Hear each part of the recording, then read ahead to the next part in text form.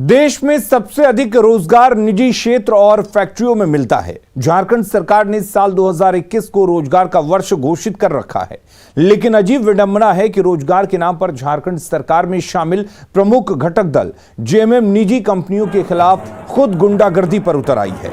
17 नवंबर को जेएमएम के नेताओं कार्यकर्ताओं ने टाटा कंपनी का गेट जाम किया था।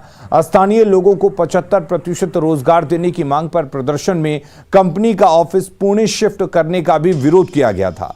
और अब जेएमएम ने टाटा कंपनी की आर्थिक नाकेबंदी की चेतावनी दी है। टाटा के साथ झारखंड में काम कर रही दूसरी निजी कंपनियां भी अब जेएमएम के निशाने पर हैं।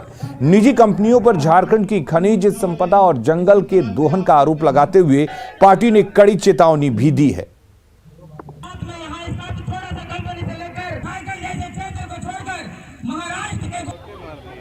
खाली बस रंग कलर दिखा रहे हैं।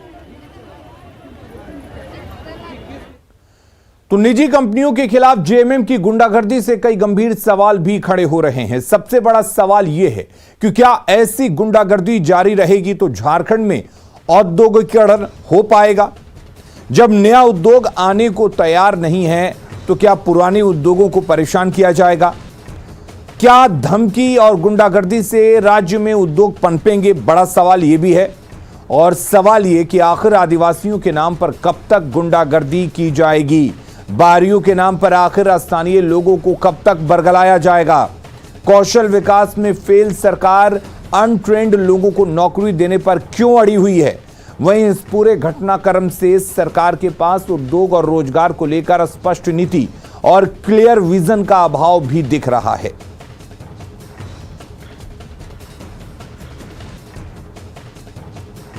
तो टाटा समूह की एक कंपनी टाटा कमिंस के मुख्यालय को झारखंड से हटाकर दूसरी जगह ले जाने के फैसले के बाद राजनीतिक बहस छिड़ गई है, जहां झारखंड मुक्ति मोर्चा ने टाटा के खिलाफ मोर्चा खोल दिया है और आर्थिक नाकेबंदी की धमकी दी है। वहीं कांग्रेस ने कहा है कि ऐसा करना धमकी नहीं, अपना हक मांगना है, जबकि बीजेपी ने इस तरह की हरकत को सरकार की विफलता करार दिया है। हमको तो 75% रोजगार चाहिए ही, साथ में जो काम निकाले जाते हैं निविदा में, उन कामों पर भी जो कोयला कंपनी के साथ में बात की गई, 1 करोड़ तक का काम मूलवासी आदिवासियों को देना सुनिश्चित करना पड़ेगा, नहीं तो आपका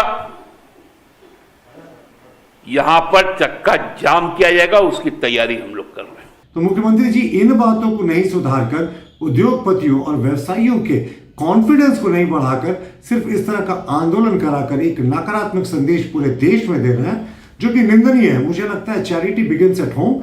इन्हें इस तरह के आंदोलन को करने से पहले राज्य की विधि व्यवस्था और इन कारणों को जानना चाहिए कि क्यों निवेशक यहां से छोड़कर जा रहे हैं। सरकार यह चाहती है कि यहाँ के युवाओं को अस्थायी रूप से नौकरी मिले, अस्थायी रूप से यहाँ के युवाओं को काम करने का मौका मिले।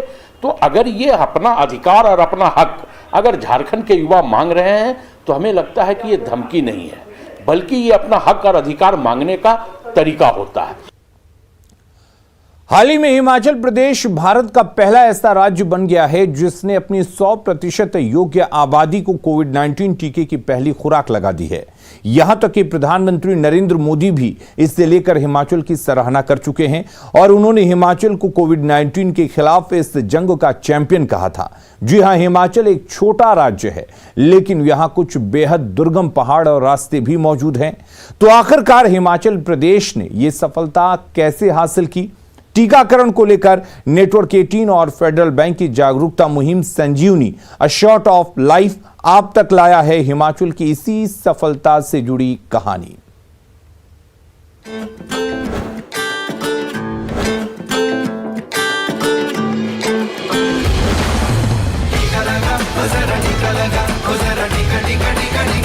सौ वर्ष की सबसे बड़ी महामारी के विरुद्ध लड़ाई में हिमाचल प्रदेश चैंपियन बनकर के सामने आया है।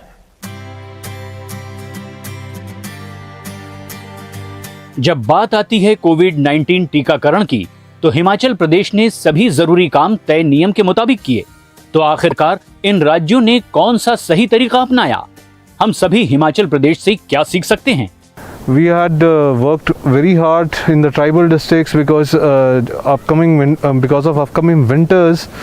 We were planning that we have to finish the second dose over there. So the vaccine allocation at the state level was done towards this tribal districts. The vaccine was shifted as per their estimated requirements, and population was vaccinated at the earliest. As overall, talking about the state for pace of vaccination, our monitoring part is very strict on our side, because from the top end, maybe it's the Honorable Chief Minister or the Health Minister, at the level of Chief Secretary, they are monitoring it on a weekly basis. The updates are going with them, and they are reviewing it with all the deputy commissioners. With this, we had a help from other departments also for the mobilization of the beneficiaries who are due for vaccination.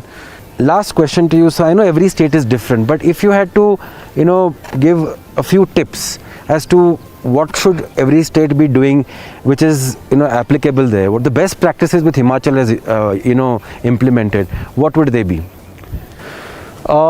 First of all, I would say you should have a good mechanism of monitoring the any program. Secondly, the support of the beneficiary, I mean the service takers, I would say that really depends a lot on them. There should be transparency. There should be transparency. You should tell them everything, that whatever it is there, and people accept it.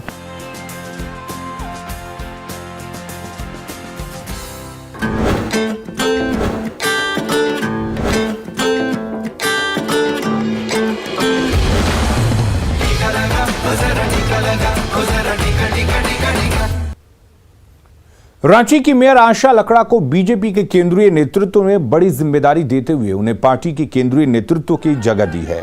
उन्हें BJP का राष्ट्रीय मंत्री बनाया गया है, जिसके बाद आशा लकड़ा के आवास पर पार्टी के कार्यकर्ता और नेता बधाई देने के लिए पहुंच रहे हैं। वहीं इस मौके पर मेयर ने पार्टी में केंद्रीय अध्यक्ष जेपी नड्डा और प्रधानमंत्री नरेंद्र मोदी के प्रति अपना आभार प्रकट किया और कहा कि पार्टी की तरफ से जो भी निर्देश मिलेंगे उसे पूरा करना उनका लक्ष्य होगा। लोगों का मैं हार्दिक शुभकामनाएं और बधाई करती हूं, और विशेषकर ललित ओझा जी अपने पुराना कार्य केंद्रीय नेतृत्व माननीय जेपी नड्डा, लोगों का मैं हार्दिक शुभकामनाएं और बधाई करती हूं, और विशेषकर ललित ओझा जी अपने पुराना कार्य केंद्रीय। न्यूज 18 की खास मुहिम मिशन साहस में हर हफ्ते हम आपको रूबरू कराते हैं एमएसएमई सेक्टर के उन साहसी कर्मवीरों की महागाथा से, जिन्होंने मजबूत इरादों, कड़ी मेहनत, जज्बे और साहस से एमएसएमई सेक्टर में अपनी अलग पहचान बनाई। इस कड़ी में आइए देखते हैं कि कोरोना काल के मुश्किल दौर में खगड़िया के सदय कुमार आत्मनिर्भर बनने और स्थानीय लोगों को रोजगार उपलब्ध कराने के लिए किस तरह आगे बढ़े, और पेश की लोकल के लिए वोकल की अनूठी तस्वीर। मेहनतकश हाथों और मंजिल को पाने के जुनून के आगे चुनौतियां भी घुटने टेक देती है। साहस के साथ आगे बढ़ने और निर्भर से आत्मनिर्भर बनने की कुछ ऐसी महागाथा है सदय कुमार की। लोकल के लिए वोकल की ये सुखद तस्वीर है खगड़िया की, जहां हमारा परबत्ता गारमेंट्स के माध्यम से सदय कुमार और उनके कई साथी मिलकर अपनी आजीविका कमा रहे हैं। कोरोना लॉकडाउन के दौरान जब पूरे जिला में बड़े स्तर पर मास्क की ज़रूरत महसूस की गई जिला प्रशासन के द्वारा, और बड़ी संख्या में दूसरे राज्यों से यहाँ के जो कामगार दूसरे राज्यों में काम कर रहे थे वो वापस लौट के यहाँ आ रहे थे, तो उन लोगों को रोजगार दिलाने के भी उद्देश्य से हम लोगों ने मास्क का निर्माण शुरू किया। नए जोश और जज्बे के साथ सदय कुमार ने टीम को हौसला दिया। टीम ने एकजुट होकर कोरोना काल में काम किया और फिर वहीं से आगे बढ़ने के रास्ते खोलते गए। 5 लाख मास्क का निर्माण करके हम लोगों ने जिला प्रशासन को उपलब्ध कराया, और खगड़िया के 129 पंचायतों में से लगभग 80 पंचायतों को हम लोगों ने डबल लेयर और ट्रिपल लेयर मास्क उपलब्ध कराया।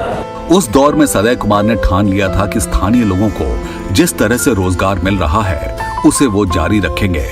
शुरुआती दौर में पूंजी को लेकर के चुनौतियां आई, क्योंकि लॉकडाउन के दौरान सभी के लिए आर्थिक कठिनाइयों का दौर था। हम लोगों के लिए भी ये एक चुनौतीपूर्ण था, लेकिन जिला प्रशासन के सहयोग से हम लोगों को आर्थिक सहयोग मिला और उन लोगों ने राशि भी उपलब्ध कराया। उसको लेकर के हम लोगों को बहुत सहूलियत रही और अब हम लोग सफलतापूर्वक इसको चला पा रहे हैं। सस्ती दर पर कपड़ा मंगवाकर सदय कुमार कई तरह के गारमेंट्स बनवाते हैं। डिजाइन के साथ क्वालिटी का भी खास ख्याल रखा जाता है। वस्त्र हम लोग पश्चिम बंगाल से कपड़े मंगवाते हैं जो कि थोड़ा सस्ता दर पर होता है और खादी ग्रामोद्योग संगठन के साथ हमारा टाई अप हो गया है।